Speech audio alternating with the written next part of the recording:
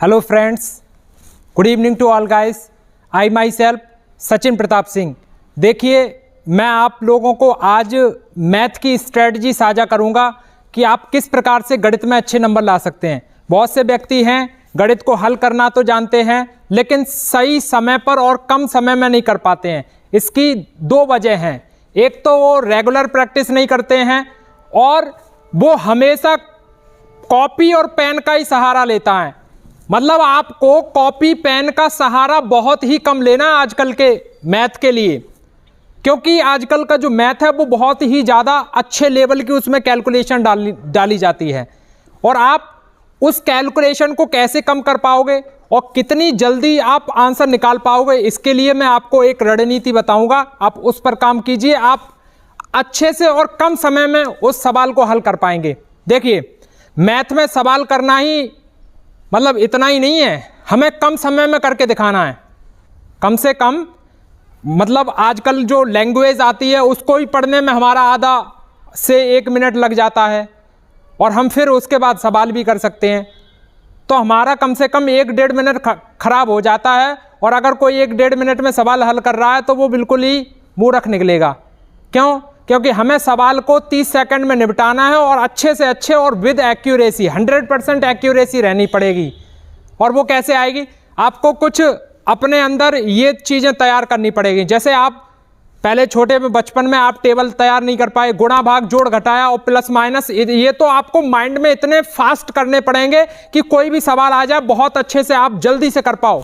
आया ना समझ में? जैसे टेबल हो गया, आपको 1 से लेके 50 तक के स्क्वायर आने चाहिए। अगर आप 1 से लेके 50 तक के वर्ग जानते हैं तो बड़े आराम से आप कैलकुलेशन कर पाएंगे। और आपको 1 से लेके 30 तक के होल क्यूब आने चाहिए। क्यूब मतलब घन। अगर आप एक घन जानते हैं, वर्ग जानते हैं और आप पहाड़े जानते हैं और जल्दी से कैलकुलेट करना जानते हैं तो आप मैथ के सवालों को बड़े आराम से हल कर पाएंगे और कम समय में हल कर पाएंगे।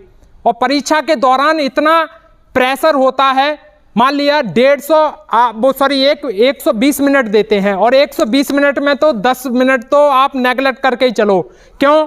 वो आपको थंब इम्प्रेशन लगाएंगे, कहीं साइन करवाएंगे, कहीं कुछ करेंगे, 10 मिनट तो आप नेगलेक्ट करके चलो। उसके बाद हमें बहुत ही अच्छी प्रैक्टिस करनी पड़ेगी। आप कम से कम 2 प्रैक्टिस सेट रोज लगाएं मैथ के, 2 प्रैक्टिस सेट।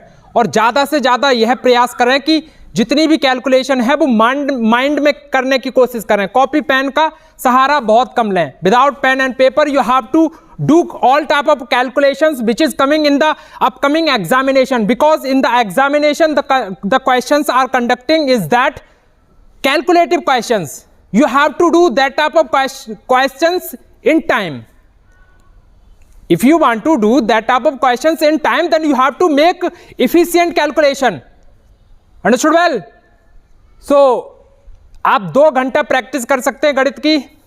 और कॉन्सेप्ट आपको किसी सब्जेक्ट का, जैसे मान लिया किसी टॉपिक का नहीं आता, जैसे मान लिया प्रॉफिट एंड लॉस हो गया, आपका परसेंटेज हो गया, आपका मेंसुरेशन हो गया, आपका क्या कह सकते हैं क्षेत्रमिति से हो गया और आपका ज्योमेट्री से हो गया, तो उसकी वीडियो मैं आपको प्रोवाइड कराऊंगा। आप वहाँ से कॉन्सेप्ट सीख सकते हैं और कॉन्सेप्ट सीखने के बाद आप उसको अप्लाई कर सकते हैं जब सवाल कर रहे हो।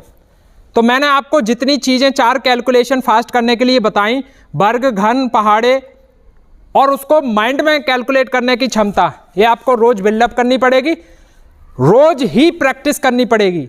अगर गणित आपने 2-3 दिन छोड़ दिया तो आप मतलब सवाल करने में पीछे रह जाएंगे। कर तो लेंगे, कर तो सभी लेते हैं, लेकिन समय के दायरे में जो कर पाता है वही तो विजय पाता है।